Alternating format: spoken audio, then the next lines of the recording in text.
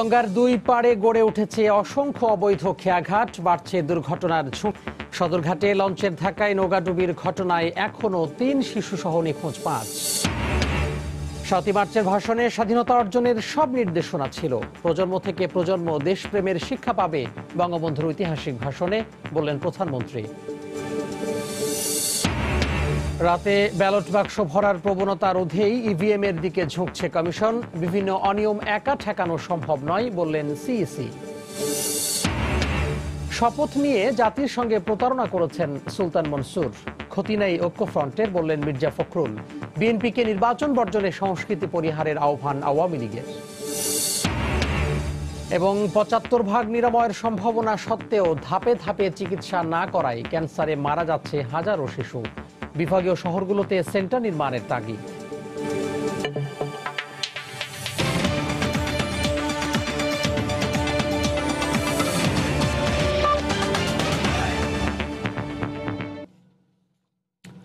দেখছিলেন শিরোনাম, প্রবাসের সময়ের সঙ্গে আছি আমি তোহা খান তামিম। সদরঘাট লঞ্চ টার্মিনালে নৌকাডুবির ঘটনায় ১১ ঘণ্টা পর একজনের লাশ পাওয়া গেলেও অন্য ৫ জন এখনও নিখোঁজ। শুক্রবার সকাল থেকে ফায়ার সার্ভিস, নৌবাহিনী, কোস্টগার্ড উদ্ধার তৎপরতা চালালেও পন্টুনে লঞ্চ চলাচলের কারণে ব্যাহত হচ্ছে বলে অভিযোগ রয়েছে। ঘটনা তদন্তে ৩ সদস্যের কমিটি গঠন করা হয়েছে। শরীয়তপুর যাওয়ার উদ্দেশ্যে বৃহস্পতিবার রাত 9:45টার দিকে নৌকায় করে একই পরিবারের 7 জন সদরঘাটে পৌঁছাতেই সুরভি 7 লঞ্চের পাখার টানে নৌকাটি ডুবে যায়। এ সময় পাখার আঘাতে শাহজালালের 2 পা বিচ্ছিন্ন হয়ে যায়। নৌ পুলিশের একটি টহল টিম তাকে উদ্ধার করে পঙ্গু হাসপাতালে পাঠাতে পারলেও বাকি সবাই পানিতে তলিয়ে যায়। দুর্ঘটনার 11 ঘণ্টা পর একজনের লাশ পাওয়া যায়। অনেক মানুষ বলছে যে লঞ্চটা ছাইরো না, লোকে পিছে নৌকা আছে, উনি কারো কথাই শুনে নেই, লঞ্চ ইয়া করছে আর মানে পাখাটার ঘুনুনিতে নৌকা ভিতরে টান দিয়েছে। মানুষ আর ফিরা পাবো না, কিন্তু তাকে যদি আমরা ফিরা পাইতাম নিজেতে যদি একটু দাফন কামড় করতে হতো আমাকে মনটা একটু শান্তি। এই দুর্ঘটনা প্রশ্নের জন্ম দেয় অনেক। প্রথমত, মাঝ নদীতে নিয়ম না মেনে লঞ্চে যাত্রী উঠানো নামানো, পন্টুনের পাশেই ছোট নৌকার ঘাট থাকা ও অন্যদিকে যে কোনো দুর্ঘটনায় তাৎক্ষণিক উদ্ধার ব্যবস্থার সক্ষমতা। তবে এ ঘটনায় সুরভি 7-এর বিরুদ্ধে ব্যবস্থা নেওয়া ছাড়াও ঘটনার তদন্তে 3 সদস্যের কমিটিকে 3 দিনের মধ্যে রিপোর্ট জমা দেওয়ার সময় বেঁধে দেওয়া হয়েছে। এখন পরিষ্কার পরিচ্ছন্ন একটা সদরঘাট, কিন্তু এখন কিন্তু এই শুধুমাত্র এই একটি বিষয়ে আমরা কিন্তু দেখা যাচ্ছে একটা মৃত্যুপুরীতে পরিণত হয়েছে এই জায়গাটা। প্রতি সপ্তাহে কিন্তু দেখা না কোনো দুর্ঘটনা ঘটছে। এই 3টা খেয়াঘাটকে কেন্দ্র করেই কিন্তু এই সমস্ত দুর্ঘটনা। তবে দুর্ঘটনা এড়াতে বিআইডব্লিউটি এর নিয়ম মানার বিষয়ে আরো কঠোর হবে বলে জানান বিআইডব্লিউটি এর চেয়ারম্যান। ঘাটগুলোকে নদীর উজানে নিয়ে যাব আপস্ট্রিমে, যাতে করে লঞ্চের প্রতিবন্ধকতা না সৃষ্টি করে। সচেতনতা বৃদ্ধি করতে হবে। এছাড়া আমাদেরকে আরো স্ট্রিক্ট হতে হবে। আপনারা যেটা বলেছেন, আপনারা বুঝতে পারছেন যে আমাদেরকে জোর করে আইন মানাতে হবে। মাল্টি স্টেক হোল্ডার কাজ করে, যারা লঞ্চ ইউজার্স হচ্ছে, ঘাট ইউজার্স রয়েছে, লঞ্চ মালিক সমিতি রয়েছেন, আমাদের এই বিআইডব্লিউটি এই ঘাট ম্যানেজমেন্ট করেন। আমরা এই সকল স্টেক হোল্ডারের সাথেই আলোচনাটা রয়েছে বিভিন্ন পর্যায়ে। আশা করি প্রত্যেকের কাছ থেকে মতামত নিয়ে একটু উন্নততর ব্যবস্থা করা যাবে। ঘটনার পর থেকে নিখোঁজদের উদ্ধারে ফায়ার সার্ভিস ও নৌবাহিনীর ডুবুরি দল অভিযান চালিয়ে আসলেও লঞ্চ চলাচলের কারণে উদ্ধার কাজ ব্যাহত হয় বলে অভিযোগ করেন তারা। নৌপথে দেখতে পাচ্ছেন যে আপনারা বাল্কহেড, ট্রলার, নৌকা আসা যাওয়া করছে। এই অবস্থানে ইনসিডেন্ট ট্যাকটিক্যাল অ্যাপ্লাই করাটা আমাদের জন্য খুব ডিফিকাল্ট হচ্ছে। সংশ্লিষ্টরা বলছেন, সদরঘাট টার্মিনাল এলাকার পরিকল্পনা পুরনো হলেও দিন দিন এর ব্যবহার ও ব্যস্ততা বেড়েছে। তাই প্রয়োজনের সাথে তাল মিলিয়ে এর পরিবর্তন প্রয়োজন। সেলিয়া সুলতানা, সময় সংবাদ, ঢাকা। এদিকে বুড়িগঙ্গায় নৌ দুর্ঘটনার জন্য ক্ষিপ্রগতির লঞ্চ, বালুবাহী জাহাজের পাশাপাশি নদীর 2 পাড়ে গড়ে ওঠা অসংখ্য অবৈধ খেয়াঘাটকেও দোষে প্রশাসন। বিভিন্ন সময় দুর্ঘটনা পরবর্তী তদন্ত প্রতিবেদনে বিষয়গুলো উঠে এলেও সমাধানে কার্যকর কোনো পদক্ষেপই নেওয়া হয়নি। খেয়াঘাট উজানে সরিয়ে নেওয়ার পাশাপাশি কর্ণফুলী নদীর মতো টানেল নির্মাণের কথা ভাবছে কর্তৃপক্ষ। রিপোর্ট রাশেদ বাপ্পির।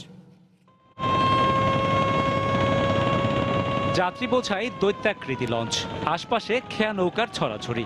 দ্রুতগতির এই লঞ্চকে পাশ কাটিয়েই বুড়িগঙ্গায় চলে খেয়া পারাপার। নোঙর করা কিংবা চলমান লঞ্চে নৌকা থেকেই উঠে পড়ছেন অনেকে। এভাবেই নানা অনিয়ম আর অব্যবস্থাপনাকে সঙ্গী করে দিন পার করছেন নদী তীরের মানুষেরা। ছোট্ট একটি নৌকায় এভাবে 8 থেকে 10 জন করে বুড়িগঙ্গা পার হওয়ার এই দৃশ্য চিরচেনা। তবে বাউবাজার ব্রিজ থেকে দক্ষিণে রহমান ডকইয়ার্ড পর্যন্ত বিআইডব্লিউটিএ অনুমোদিত খেয়াঘাটের সংখ্যা মাত্র 3টি হলেও প্রশাসনের নিষ্ক্রিয়তা এবং ক্ষমতার জোরে এর সংখ্যা বেড়ে এখন 10 থেকে 12টিতে। অবৈধ এসব ঘাট দিয়ে প্রতিনিয়ত যাত্রী পারাপারের কারণে ক্ষিপ্রগতির লঞ্চের ঢেউয়ের তোড়ে প্রায় ঘটছে দুর্ঘটনা। জাহাজটা চালুটা দেয়, পানির যে পাখার যে বাড়ির কারণে অনেক দুর্ঘটনা ঘটে। ব্যাগার দেয় লঞ্চ, তখন আমাদের যাওয়ার কোনো রাস্তা হয় না। পড়তে হয় আমাকে ঢাকায়, এই জন্য যে ডেলি যেতে হয়, তো অনেক দুর্ঘটনার সম্মুখীন হতে হয় আমাদের। মাসখানেক আগে আমার এক বন্ধুর শ্বশুর শাশুড়ি এক ফ্যামিলির 4 জন নাই, তেলগাড়া পার হইতে যায়। দিনের পর দিন এমন দুর্ঘটনা ও প্রাণহানির পর গঠিত তদন্ত কমিটির সুপারিশ বাস্তবায়নে চোখে পড়ে না তেমন কোনো উদ্যোগ। তবে এবার কঠোর হওয়ার হুঁশিয়ারি প্রশাসনের। আমরা এই নৌকাগুলোকে এই লঞ্চের কাছে আর রাখতে চাই না। আমরা চিন্তা করছি যে নৌকাগুলোকে উজানে নিয়ে যাব, সেখানে যত ফ্যাসিলিটি ডেভেলপ করা দরকার হয় আমরা করে দিব। দুর্ঘটনা রোধে দীর্ঘমেয়াদী উদ্যোগ হিসেবে টানেল নির্মাণের কথা জানালেন উপমন্ত্রী। কর্ণফুলী টানেলের আদলে এই বুড়িগঙ্গাতেও ওইভাবে একটা টানেল করে সেভাবে ব্যবস্থা করা রয়েছে। প্রশাসনের তৎপরতার পাশাপাশি জনসচেতনতা না বাড়ালে দুর্ঘটনা ঘটতেই থাকবে বলে মনে করেন সংশ্লিষ্টরা। রাশেদ বাপ্পি, সময় সংবাদ, ঢাকা। এদিকে বরিশালের কীর্তনখোলা নদীর বন্দর পয়েন্টে প্রতিদিন ঝুঁকি নিয়ে চলে খেয়া পারাপার। বন্দর এলাকা থেকে খেয়াঘাট সরিয়ে নেওয়ার পরিকল্পনা রয়েছে বলে জানিয়েছে বিআইডব্লিউটিএ। নৌপুলিশের দাবি, দুর্ঘটনা এড়াতে সব সময় রয়েছে নজরদারি। আমিনুল ইসলামের ক্যামেরায় ফেরদাউস সোহাগের রিপোর্ট। কীর্তনখোলা নদীর পশ্চিম পারে বরিশাল নগরী আর পূর্ব পারে চরকাউয়া নদীবন্দর পয়েন্টে রয়েছে চরকাউয়া খেয়াঘাট। প্রতিদিন এই পয়েন্টে লক্ষাধিক লোক যাতায়াত করেন, কিন্তু যাত্রীবাহী বড় বড় লঞ্চ ও পণ্যবাহী নৌযান চলাচলের সময় খেয়া পারাপার ঝুঁকিপূর্ণ হয়ে ওঠে। বর্ষায় অবস্থা হয় আরো বিপজ্জনক। স্কুলের যারা ছাত্রছাত্রী, এদের যাতায়াতে কষ্ট হয়, খেয়া পারাপার করা লাগে। লঞ্চের সাথে বেজে অনেক সময় দুর্ঘটনার শিকার হয়। ট্রলারটা মানে উঁচুতে উঠে যায় আর পানি একদম নিচের দিকে থাকে, তখন নামার জন্য আমাদের সিঁড়িও দেওয়া হয় না, দেখা যায় অনেক সময় আমরা পড়ে যাই। রাত্রে যখন খাওয়া পারাপার করি এই বড় বড় লঞ্চগুলো ছাড়ে, এই লঞ্চের তলে যাওয়ার সম্ভাবনা থাকে। ট্রলারে তো আর আপনার এই লাইট থাকে না, নদীতে ঢেউ থাকে, এই সামান্য ট্রলারে তো এটা ঝুঁকির ব্যাপার। আমাদের দাবি আমাদের এখানে ব্রিজ হইলে ভালো হয়। বিআইডব্লিউটিএর কর্মকর্তা জানান, এলাকা থেকে খেয়া সরানোর পরিকল্পনা রয়েছে। স্থানীয় প্রশাসন এবং ইউনিয়ন পরিষদের সাথে চেয়ারম্যানের সাথে আলোচনা করা হয়েছে, ঘাটটি যাতে দ্রুত অন্যত্র স্থানান্তর করা যায় সেই ব্যবস্থা করতে হবে। তাছাড়া বিআইডব্লিউটিএর পক্ষ থেকে বিশ্ব ব্যাংকের একটা প্রজেক্ট হাতে নেওয়া হয়েছে, সেই প্রজেক্টের মধ্যে কাওয়ারচর খেয়াঘাটটি অন্যত্র সরিয়ে নেওয়ার জন্য পরিকল্পনা হাতে নেওয়া হয়েছে। অবশ্য নৌপুলিশ বলছে দুর্ঘটনা প্রতিরোধে নজরদারি রয়েছে তাদের। যখন আমাদের লঞ্চটা যায় তখন এরা ঢেউ অনেক সময় হয়, এই জন্য আমরা প্রতিরোধমূলকভাবে তাদেরকে আমরা কন্টিনিউ বলে থাকি ওভারলোডিং না হওয়ার জন্য, এবং নিয়মিতভাবে তারা আমরা প্রচার চালাই যাচ্ছি। কীর্তনখোলা নদীর বন্দর পয়েন্টে চলাচলকারী খেয়া নৌকার সংখ্যা 105টি। ফেরদাউস সোহাগ, সময় সংবাদ, বরিশাল।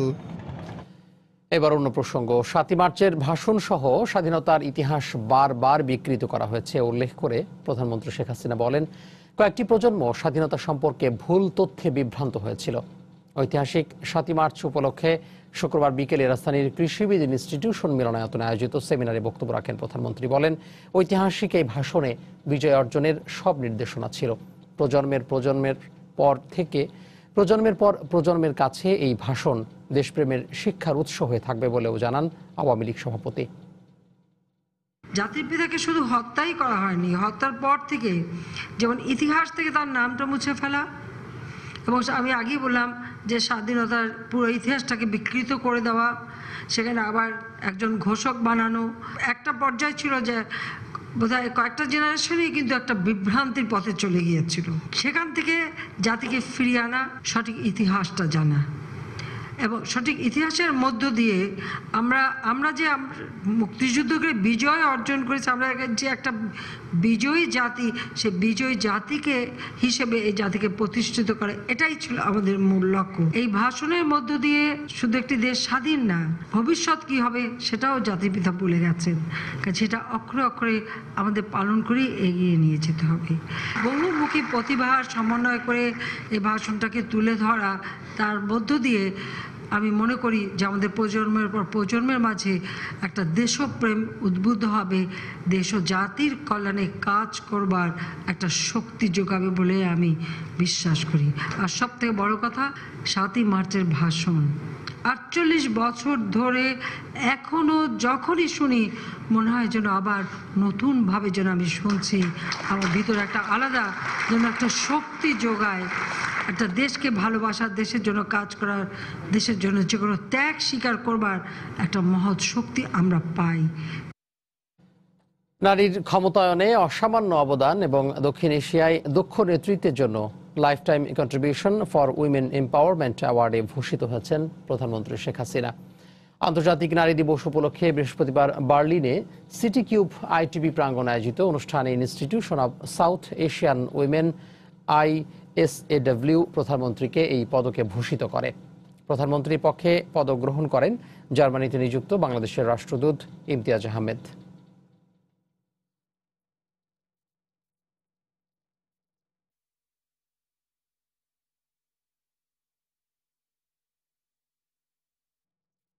প্রবাসের সময় আরও থাকছে। প্রচারণায় ব্যস্ত ডাকসু ও হল সংসদ নির্বাচনের প্রার্থীরা, বিশ্ববিদ্যালয় প্রশাসন ও ছাত্রলীগের বিরুদ্ধে পক্ষপাতিত্বের অভিযোগ। রাতে ব্যালট বাক্স ভরার প্রবণতা রোধী নির্বাচন কমিশন ইভিএম এর দিকে ঝুঁকছে বলে জানিয়েছেন প্রধান নির্বাচন কমিশনার KM নুরুল হুদা। সকালে রাজধানীর আগারগাঁওয়ে নির্বাচন প্রশিক্ষণ ইনস্টিটিউটে নির্বাচনী কর্মকর্তাদের প্রশিক্ষণ কর্মশালায় তিনি বলেন, বিভিন্ন ধরনের অনিয়ম ইসির পক্ষে একা রোধ করা সম্ভব নয়। দূর দূরান্ত এলাকায় সকালবেলায় তো ব্যালট বাক্স এবং ব্যালট পেপার নিয়ে যাওয়া যায় না, আমরা আক্রমণ করবো এখন ভোর রাতে যেখানে এই ব্যালটগুলো থাকবে। আমরা এখন চিন্তা করেছি কি যে না, এখন তাহলে আমরা কি ওইগুলো দরকার নেই, আমরা ইভিএম শুরু করে দেবো, ইভিএম শুরু হবে, সুতরাং সেখানে রাতে ওই বাক্স ভর্তি করার সুযোগ থাকবে না। কারা সেজন্য দায়ী, কাদেরকে কি করা যাবে সেই দীক্ষা শিক্ষা দেওয়ার ক্ষমতা যোগ্যতা আমাদের কমিশনে নেই, এবং সেভাবে বলারও কোনো সুযোগ নেই যে কি কারণে এগুলো হচ্ছে, কাদের কারণে হচ্ছে। শপথ নিয়ে সুলতান মোহাম্মদ মনসুর জাতির সঙ্গে প্রতারণা করেছেন, তবে এতে ঐক্যফ্রন্ট কোনোভাবেই ক্ষতিগ্রস্ত হবে না বলে মন্তব্য করেছেন বিএনপির মহাসচিব মির্জা ফখরুল ইসলাম আলমগীর। শুক্রবার সকালে জাতীয় প্রেস ক্লাবের সামনে নারী দিবস উপলক্ষে আয়োজিত মানববন্ধন শেষে সাংবাদিকদের সঙ্গে কথা বলেন তিনি। গণফোরাম তারা তাকে বহিষ্কার করেছে, ঐক্যফ্রন্ট তাকে বহিষ্কার করছে, এবং মনসুর সাহেব তার নিজেকে জনগণের সামনে অত্যন্ত ছোট করে ফেলেছেন, ক্ষুদ্র করে ফেলেছেন, এবং সেই ক্ষেত্রে আজকে জনগণের সঙ্গে প্রতারণা করে তিনি একটি দখলদারি সরকারের সম্পূর্ণ জনগণের প্রতিনিধিত্ব ছাড়া যে পার্লামেন্ট, সেই পার্লামেন্টে যোগ দিয়ে তিনি নিজেকে শুধু ক্ষুদ্রই করেননি, সেই সঙ্গে জনগণের সঙ্গে প্রতারণাও করেছেন। বিএনপিকে নির্বাচন বর্জনের সংস্কৃতি থেকে বেরিয়ে আসার আহ্বান জানিয়েছেন আওয়ামী লীগের সভাপতিমণ্ডলীর সদস্য ও 14 দলের সমন্বয়ক মোহাম্মদ আসিম। শুক্রবার সকালে রাজধানীর বঙ্গবন্ধু এভিনিউতে 14 দলের সভা শেষে তিনি সাংবাদিকদের বলেন, স্থানীয় নির্বাচনে অংশ না নিয়ে আবারও ভুল করছে বিএনপি। ইলেকশন ভণ্ডুল করে কোনো অর্জন তারা করতে পারে নাই গত কয়েক বছরে, আবারও তারা সেই ভুল পথে চাচ্ছে বিধায় আবারও তারা তাদের দলকে আজকে ধ্বংসের পথে নিয়ে যাচ্ছে। সরকারের সমালোচনা করতে যে প্রেস ব্রিফিং করে আর নাম কেউ আসতে কয়েকটি লোক দেখানোর আন্দোলন করে আপনাদের থেকে মুক্তি করতে পারবেন না, জনগণের কথা আপনারা বলতে পারবেন না। নির্বাচন বর্জনের পথ পরিহার করুন, নির্বাচনকে ভণ্ডুল করার পথ পরিহার করুন, জনগণকে গণতন্ত্রে ফিরিয়ে আনার ব্যাপারে বাধা সৃষ্টি করবেন না দয়া করে। সিঙ্গাপুরে চিকিৎসাধীন আওয়ামী লীগ সাধারণ সম্পাদক ওবায়দুল কাদেরের অবস্থা উন্নতির দিকে বলে জানিয়েছেন তার চিকিৎসা সমন্বয়ক ডক্টর আবু নাসার রিজভী। শুক্রবার দুপুরে সংবাদ বিজ্ঞপ্তিতে ওবায়দুল কাদেরের শারীরিক অবস্থার কথা জানানো হয়। বিজ্ঞপ্তিতে বলা হয়, ওবায়দুল কাদেরের রক্তচাপ স্বাভাবিক হওয়ার পাশাপাশি কিডনিও ভালোভাবে কাজ করছে এবং ইনফেকশন নিয়ন্ত্রণে রয়েছে। তার চিকিৎসক ডক্টর আবু নাসার রিজভী জানান, আগের তুলনায় ওবায়দুল কাদের আরও ভালো আছেন এবং দিন দিন তার শারীরিক অবস্থার উন্নতি হচ্ছে। এছাড়া কোনো ধরনের কৃত্রিম সাপোর্ট ছাড়া ওবায়দুল কাদেরের হৃদযন্ত্র কাজ করছে বলে জানান তিনি। আতিকুল ইসলাম মেয়র হিসেবে শপথ নেয়ার পর শুক্রবার বিকেলে গোপালগঞ্জের টুঙ্গিপাড়ায় জাতির জনক বঙ্গবন্ধু শেখ মুজিবুর রহমানের সমাধিতে শ্রদ্ধা নিবেদন শেষে তিনি কথা বলেন। রাজধানীতে মশা নিধন, জলাবদ্ধতা, যানজট নিরসন ও খেলার মাঠ পুনরুদ্ধারকে অগ্রাধিকার দেওয়ার কথা জানান নবনির্বাচিত মেয়র। তার সঙ্গে ঢাকা উত্তরের নবনির্বাচিত কাউন্সিলররা উপস্থিত ছিলেন। ঢাকা উত্তরের সাবেক মেয়র আনিসুল হকের মৃত্যুতে গত 28 ফেব্রুয়ারি অনুষ্ঠিত উপনির্বাচনে জয়ী হন আতিকুল ইসলাম।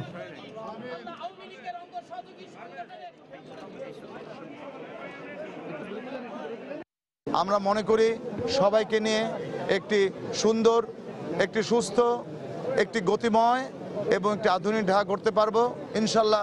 সবাইকে নিয়ে আলাপ আলোচনার মাধ্যমে আমাদের জলবদ্ধতা, আমাদের মশা, আমাদের যানজট, আমাদের খেলার মাঠকে আমাদের উদ্ধার করা, এগুলো কিন্তু আমাদের বড় একটি দায়িত্ব। কাজ কিন্তু আমরা এখনই শুরু করতে চাই এই সমস্যাগুলো নিয়ে। সবাই মিলে যদি কাজ করি অবশ্যই একটি ভালো রেজাল্ট নিশ্চয়ই আসবে বলে আমরা আশাবাদী। শুক্রবার ছুটির দিন হওয়ার পরও প্রচারণায় ব্যস্ত সময় পার করেছেন ঢাকা বিশ্ববিদ্যালয় কেন্দ্রীয় ছাত্র সংসদ ডাকসু ও হল সংসদ নির্বাচনের প্রার্থীরা। প্রশাসনের বিরুদ্ধে আবারও একমুখী আচরণ এবং ছাত্রলীগ মনোনীত প্রার্থীদের বিরুদ্ধে প্রচারণায় আচরণবিধি লঙ্ঘনের অভিযোগ করেছেন ছাত্রদল, বাম সংগঠন এবং সাধারণ শিক্ষার্থী অধিকার মঞ্চের প্রার্থীরা। এদিকে 11 মার্চ রাত 10টা পর্যন্ত নির্বাচন সংশ্লিষ্ট ছাড়া সর্বসাধারণকে বিকল্প রাস্তা ব্যবহারের অনুরোধ জানিয়েছে বিশ্ববিদ্যালয় প্রশাসন। ক্লাস বন্ধ থাকায় ঢাকা বিশ্ববিদ্যালয় ক্যাম্পাসে শুক্রবার দিন শিক্ষার্থীদের উপস্থিতি ছিল কম, তাই দিনভর প্রচারণা ছিল হলমুখী। প্রার্থীরা গণরুম থেকে শুরু করে পৌঁছানোর চেষ্টা করছেন সব শিক্ষার্থীর কাছে। দীর্ঘ 28 বছর পর যেহেতু নির্বাচনটা হচ্ছে, তারা খুবই উৎসাহী যে তারা কিভাবে ভোটটা দিবে, মানে 38টা নাম মুখস্থ রাখতে পারবে কিনা। প্রার্থীদের দেওয়া আশ্বাসের উপরে বিশ্বাস করেই সৎ ও যোগ্য প্রার্থীদের বেছে নিতে চান ভোটাররা। যত ছাত্র সংগঠন আছে ঢাকা বিশ্ববিদ্যালয়ে সবাই প্রচারণার সমান সুযোগ পাচ্ছে। সেই দিক দিয়ে আমরা বলতে পারি যে আমরা নির্বিঘ্নে আসলে ভোটটা দিতে পারবো। বিভিন্ন দলের থেকে যোগ্য প্রার্থী যারা, তারাই ডাকসুতে আসুক। তাদের সবার সম্মিলিত প্রচেষ্টায় আমি চাই ঢাকা বিশ্ববিদ্যালয়ের পরিবেশ, শিক্ষা ব্যবস্থা, আমাদের স্বপ্নটা যাতে এখান থেকে দৃঢ়ভাবে পূর্ণ হতে পারে। শুক্রবার বিশ্ববিদ্যালয় প্রশাসনের এক বিজ্ঞপ্তিতে নির্বাচনের দিন শিক্ষার্থীদের পরিচয়পত্র সঙ্গে রাখার নির্দেশ দেওয়া হয়। 3টি প্রবেশ পথ দিয়ে ভোটার ও নির্বাচন সংশ্লিষ্ট ব্যক্তিদের বিশ্ববিদ্যালয় নির্ধারিত পরিচয়পত্র স্টিকার দেখিয়ে ক্যাম্পাসে প্রবেশ ও বের হতে হবে। হল সংসদের থেকে একটা এবং ডাকসুর জন্য একটা আমরা দুইটা ব্যালট পেপার দেবো, তাদেরকে ক্রস চিহ্ন দিবেন। হল সংসদের ফলাফলটা আমরা হল থেকে দেব, আর ডাকসুরটা আমরা আমাদের সিনেট ভবনে 3 তলা আমরা পাঠিয়ে দেব। সেখান থেকে আমাদের শিফট রিটার্নিং কর্মকর্তা আমাদের মাননীয় উপাচার্যের উপস্থিতিতে সেটা ঘোষণা করবেন। এদিকে বিশ্ববিদ্যালয় প্রশাসন এবং ছাত্রলীগ মনোনীত প্যানেল প্রার্থীদের বিরুদ্ধে অভিযোগ করেন ছাত্রদল ও বাম সংগঠন মনোনীত এবং স্বতন্ত্র প্রার্থীরা। অভিযোগ অস্বীকার করে ছাত্রলীগ মনোনীত প্রার্থীরা বলছেন সাংগঠনিক দুর্বলতা ঢাকতেই এই অপতৎপরতা। অনাবাসিক বিশেষ করে শিক্ষার্থীরা যাতে ভোটের দিন হলে আসতে না পারে কিংবা কেন্দ্রে আসতে না পারে, সেজন্য পরিকল্পনা করা হচ্ছে। ক্ষমতাসীন ছাত্র সংগঠন কোনো নিয়ম নীতির তোয়াক্কা করছেন না, তারা একের পর এক আচরণবিধি লঙ্ঘন করে যাচ্ছেন। আমরা যতগুলো অভিযোগ করেছি, আপনারা এখনো একটি অভিযোগের দৃশ্যমান স্টেপ নেননি। সাংগঠনিক দুর্বলতা তাদের ঢাকার জন্য আমাদের বাংলাদেশ ছাত্রলীগের যে জনপ্রিয়তা আছে, সেই জনপ্রিয়তায় তারা ভীত হয়ে, শঙ্কিত হয়ে তারা বিভিন্ন রকম অপপ্রচার চালাচ্ছে। আবারও সব ছাত্র সংগঠনের অংশগ্রহণে নিরপেক্ষ নির্বাচনের আশ্বাস দেন তিনি। শাতিলা শারমিন, সময় সংবাদ, ঢাকা। ঢাকা বিশ্ববিদ্যালয় ফজলুল হক হলের প্রভোস্ট অধ্যাপক মিজানুর রহমান ও তার পরিবার সদস্যদের বিরুদ্ধে হলের শিক্ষার্থীদের সঙ্গে অসদাচরণের অভিযোগ উঠেছে। এ সময় প্রভোস্টকে অবরুদ্ধ করে বিক্ষোভ করেন শিক্ষার্থীরা। তাদের অভিযোগ, দুপুরে জুমার নামাজের পর মাস্টার্সে অধ্যয়নরত এক শিক্ষার্থীকে নিয়ে আপত্তিকর মন্তব্য করেন প্রভোস্টের ছেলে। এ নিয়ে দুপক্ষের বাকবিতণ্ডা হয়। ঘটনাস্থলে উপস্থিত থেকেও বাকবিতণ্ডায় কোনো হস্তক্ষেপ না করায় শিক্ষার্থীরা প্রভোস্টের অফিস ঘেরাও করে পদত্যাগের দাবি জানান।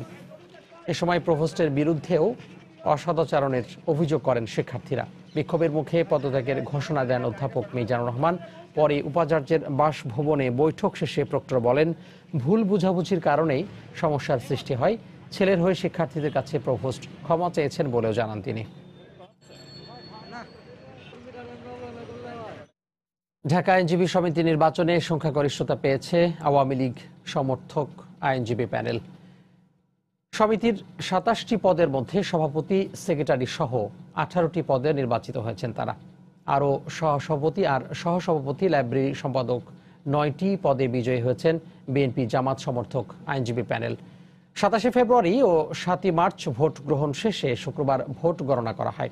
এশিয়ার বৃহত্তম আইনজীবী সমিতি হিসেবে পরিচিত ঢাকা বারের ভোটার সংখ্যা 17,897 জন, যার মধ্যে ভোট দিয়েছেন 9,317 জন। নবনির্বাচিত সভাপতি গাজী শাহ আলম জানান, আইনজীবীদের চেম্বার সংকট সমাধানে কাজ করবেন তিনি। সাধারণ সম্পাদক জানান, তরুণ আইনজীবীদের কল্যাণে কাজ করার কথা। গত নির্বাচনে সাধারণ সম্পাদক সহ 14টি পদে জিততেও সভাপতির পদ হারায় আওয়ামী সমর্থক সাদা প্যানেল। জাতীয় নির্বাচনের পর এই নির্বাচনের নিরঙ্কুশ বিজয়ে খুশি বঙ্গবন্ধু আইনজীবী পরিষদ। ঢাকা আইনজীবী সমিতির এখন প্রায় 27,000 আইনজীবী, আমাদের বসার স্থান নেই। মাননীয় প্রধানমন্ত্রী জননেত্রী শেখ হাসিনা আমাদেরকে এই ভবনের টাকা দিয়েছিলেন 20 কোটি টাকা, পরবর্তীকালে আরো 1 কোটি টাকা দিয়েছেন বই কেনার জন্য। এখন আমরা দাবি করব নেত্রীর কাছে এই আইনজীবীদের বসার জন্য আর একটি ভবনের জায়গা এবং ভবন নির্মাণের টাকা আমাদের দিলে আইনজীবীদের সমস্যা সমাধান হবে। জননেত্রী শেখ হাসিনা যে আমাদেরকে জাতিকে যে বিজয় দিয়েছে তারই ধারাবাহিকতা হিসাবে আজকের এই বিজয় আমাদের পূর্ণ প্যানেল বিজয়। প্রবাসের সময় আরো থাকছে। পর্দা নামলো 7 দিনব্যাপী আন্তর্জাতিক শিশু চলচ্চিত্র উৎসবের 8টি ক্যাটাগরিতে দেয়া হলো পুরস্কার। শ্রেষ্ঠ চলচ্চিত্র ক্রোয়েশিয়ার জো। শিশু ক্যান্সার সহজেই ভালো হয়, অথচ ধাপে ধাপে উপযুক্ত চিকিৎসার অভাবে শনাক্তের পরেও ঝরে যাচ্ছে হাজারো প্রাণ। এছাড়াও নাগালের মধ্যে চিকিৎসার সুযোগ না থাকায় রোগ নির্ণয়ের আগেই মারা যাচ্ছে বেশিরভাগ। সমস্যা সমাধানে বিভাগীয় শহরগুলোতে পূর্ণাঙ্গ সেন্টার নির্মাণের বিকল্প নেই বলে মত বিশেষজ্ঞদের। আশরাফুল ইসলামের ছবিতে দেখুন মুজাহিদ শুভ রিপোর্ট। জীবনের শুরুতেই একটি করে চোখ হারিয়েছে এই দুই শিশু। একটি শিশুর কৃত্রিম চোখ লাগানো হলেও অপরজনের মা সেটিও পারেননি টাকার অভাবে। তবে কয়েক মাস ধরে জাতীয় ক্যান্সার ইনস্টিটিউটে চিকিৎসা নিতে এসে প্রতিবারই 4-5 দিন বারান্দায় থাকার পর শয্যা মিলেছে ভুক্তভোগীদের। এর আগের মাসে 4 দিনের সিট পাইছি, আর এবার 3 দিন 4 দিন হয়ে গেছে, কোনো পাই নাই। সদ্য ভূমিষ্ঠ বা শিশু সন্তান ক্যান্সারে আক্রান্ত হয়েছে, অভিভাবকের এমন ধারণা বিশ্বাসে রূপ নেবার আগেই ছড়িয়ে যায় অনেকাংশেই। এছাড়াও রাজধানীতেই ক্যান্সারের পূর্ণাঙ্গ চিকিৎসা থাকায় যাতায়াত, থাকা, খাওয়া, চিকিৎসা ব্যয় মেটাতে যেয়ে মাঝপথেই থেমে যায় অধিকাংশের চিকিৎসা। কিশোরগঞ্জ যদি আমাদের এই চিকিৎসাটা থাকতো তাহলে তো আমাদের অনেক সুবিধা হতো। ওষুধ পানি সবকিছু দেওয়া যদি সরকার আমাদের সহযোগিতা করতো আমাদের জন্য আর কি ভালো হতো। তবে রেফারেল সিস্টেম শক্তিশালী করার মধ্য দিয়ে চিকিৎসার আওতায় আসা 90% আক্রান্তকেই সুস্থ জীবনে ফেরানো সম্ভব বলে মনে করেন শিশু বিশেষজ্ঞরা। যেখানেই সে ক্যান্সার ধরা পড়বে সঙ্গে সঙ্গে যদি সেই রেসপেক্টিভ ডিপার্টমেন্ট বা সেই রেসপেক্টিভ ডাক্তারের কাছে পৌঁছায় তাহলে আমার মনে হয় যে অনেক বাচ্চাকে আমরা বাঁচাতে পারবো। রাজধানীর বাইরে ক্যান্সার হাসপাতাল নির্মাণের পরিকল্পনা বাস্তবায়ন হলে অধিক সংখ্যক শিশু চিকিৎসার আওতায় আসবে বলে জানিয়েছেন জাতীয় ক্যান্সার ইনস্টিটিউটের পরিচালক। মাননীয় প্রধানমন্ত্রী জননেত্রী শেখ হাসিনা উনি যে 8টা বিভাগীয় শহরে যে 8টা ক্যান্সার হাসপাতাল করার যে উনি ঘোষণা দিয়েছেন, ওইটা কিন্তু শিশু ক্যান্সার যারা আছে তারা এটা কিন্তু বাইরে না, তারা এর মধ্যেই। সুতরাং এই শিশু ক্যান্সার যারা ভুগবে তারাও কিন্তু তাদের এই সেবার মধ্যে তারাও পড়ে যাবে। শিশু ক্যান্সারের সবচেয়ে আশার দিক, প্রাথমিক অবস্থায় চিকিৎসা শুরু করা গেলে সিংহভাগেরই নিরাময় সম্ভব। অথচ আক্রান্ত কয়েক লাখের সাথে প্রতি বছর যোগ হওয়া 13,000-এর মাত্র 10 থেকে 12 ভাগ পাচ্ছে প্রকৃত চিকিৎসা। তাই রাজধানীর বাইরে ক্যান্সারের পূর্ণাঙ্গ চিকিৎসা ছড়িয়ে দেওয়ার আহ্বান বিশেষজ্ঞ চিকিৎসকদের। মুজাহিদ শুভ, সময় সংবাদ, ঢাকা। পাহাড়ি সমাজে নারীদের শ্রমেই সচল থাকে পরিবারের অর্থনৈতিক চাকা।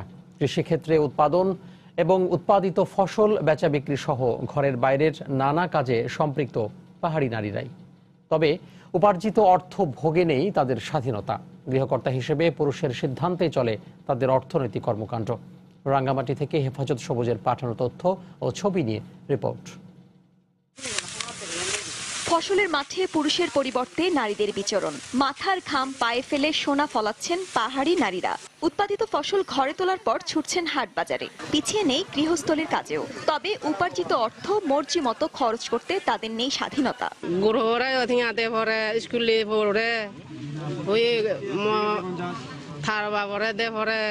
কোনো কিছু কেনার ক্ষেত্রে বা কোনো কিছু করার ক্ষেত্রে পুরুষদেরকে আগে জিজ্ঞাসা করতে হয়। পুরুষতান্ত্রিক মানসিকতাই পাহাড়ি নারীদের অর্থনৈতিক মুক্তির সবচেয়ে বড় বাধা বলে মনে করেন নারী নেত্রীরা। নারীর হাতে টাকা পয়সা দেওয়া যাবে না, নারী ম্যানেজ করতে পারে না, এই বিষয়টা, এই ধারণা থেকে যদি আমরা বেরিয়ে আসতে না পারি তাহলে এই অর্থনৈতিক স্বাধীনতা হয়তো আসবে না নারীদের, সে যতই আমরা নারী অধিকারের কথা বলি।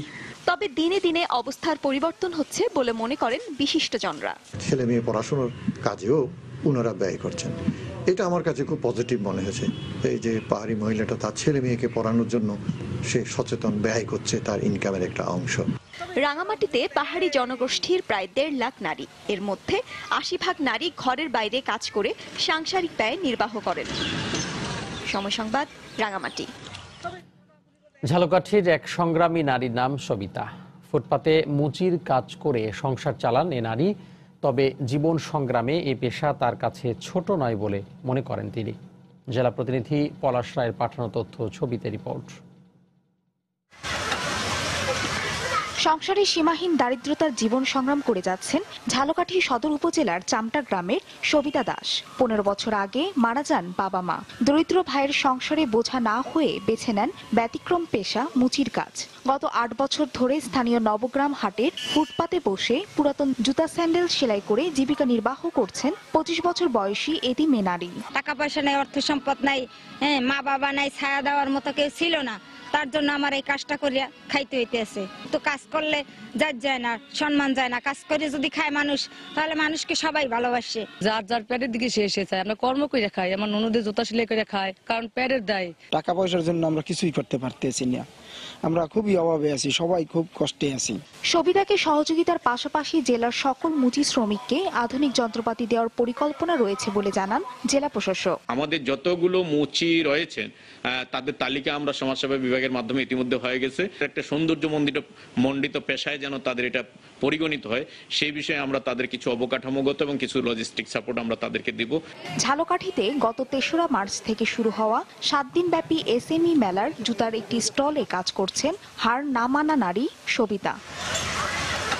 সময় সংবাদ, ঝালকাঠি। এ পর্যায়ে শীর্ষ সংবাদ জানিয়ে দিচ্ছি আরেকবার। বুড়িগঙ্গার 2 পাড়ে গড়ে উঠেছে অসংখ্য অবৈধ খেয়াঘাট, বাড়ছে দুর্ঘটনার ঝুঁকি। সদরঘাটে লঞ্চের ধাক্কায় নৌকাডুবির ঘটনায় এখনো 3 শিশুসহ নিখোঁজ 5। 7 মার্চের ভাষণে স্বাধীনতা অর্জনের সব নির্দেশনা ছিল। প্রজন্ম থেকে প্রজন্ম দেশপ্রেমের শিক্ষা পাবে বঙ্গবন্ধুর ঐতিহাসিক ভাষণে, বললেন প্রধানমন্ত্রী। রাতে ব্যালট বাক্স ভরার প্রবণতা রোধেই ইভিএম এর দিকে ঝুঁকছে কমিশন। বিভিন্ন অনিয়ম একা ঠেকানো সম্ভব নয়, বললেন সিইসি। শপথ নিয়ে জাতির সঙ্গে প্রতারণা করেছেন সুলতান মনসুর, ক্ষতি নেই ঐক্যফ্রন্টের, বললেন মির্জা ফখরুল। বিএনপিকে নির্বাচন বর্জনের সংস্কৃতি পরিহারের আহ্বান আওয়ামী লীগের। এবং 75% নিরাময়ের সম্ভাবনা সত্ত্বেও ধাপে ধাপে চিকিৎসা না করায় ক্যান্সারে মারা যাচ্ছে হাজারো শিশু। বিভাগীয় শহরগুলোতে সেন্টার নির্মাণের তাগিদ। এ ছিল প্রবাসের সময়। যে কোনো খবর পেতে ভিজিট করুন সময়নিউজ.tv। আর আপনার মোবাইলে সময় সংবাদ দেখতে ও সকল খবর পেতে ডাউনলোড করুন সময় অ্যাপ। এছাড়া এইমাত্র পাওয়া খবর আপনার মোবাইলে পেতে এসএমএস করুন *BN লিখে পাঠিয়ে দিন 16242 নম্বরে। সঙ্গে থাকুন সময়ের।